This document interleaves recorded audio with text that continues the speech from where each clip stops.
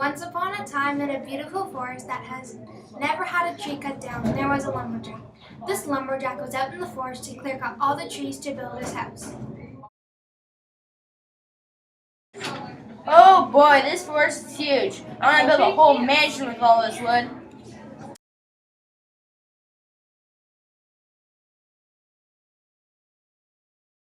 Without waiting any longer, the lumberjack got straight to work.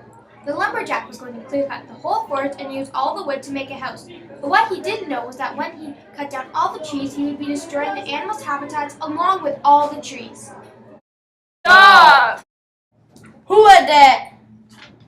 It's us, the animals of the forest. You can't just come in our home, destroy the forest, and kill our families. Can't you just move? No, this is our home. You're cutting down all the trees and to only use the big ones and waste the little ones. Why don't you move to somewhere else? This is not my problem. Just leave now before you get squished by falling trees like your stupid frog friend.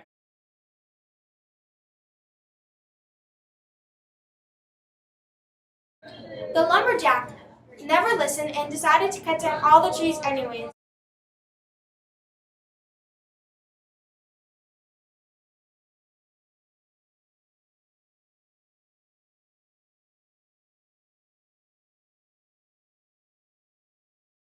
Well, you better talk to our boss, Lex.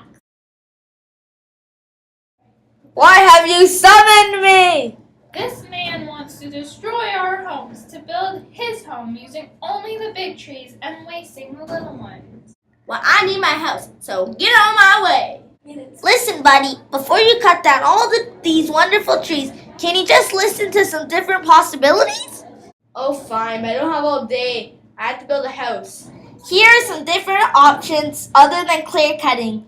You could use selective cutting, where you only cut down the mature trees in small groups, leaving most of the trees behind. Yes, I've heard of that method before. I heard it's very dangerous, so why would I put myself at risk? The other method we suggest to use is shelterwood cutting. You cut the trees that are the same general species and age in smaller groups. But how am I supposed to build a whole house with only a small group of trees? Instead of cutting down the whole forest, you could just cut down what you need. It may seem like a small group, but in reality, if you use the wood wisely, you might just be able to build your house. Okay, Lex, I'll change my method of cutting after I build my house. Thank you so much, Lex, for helping us solve this problem. You're welcome. Now may I return to my lair? Of course.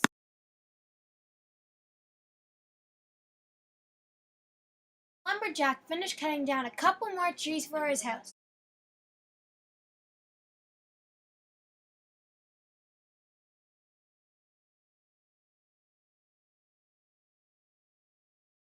In a couple short days, the lumberjack had cut down the trees that he needed and finished building his house. Since the lumberjack felt bad for cutting all the trees down that he did, the lumberjack decided to replant every tree he cut down.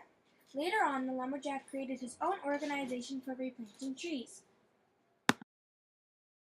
Thank you very much for helping me replant all these trees. In a couple of years, they'll be very big and beautiful once again. It's the least I could do, because I destroyed your habitat.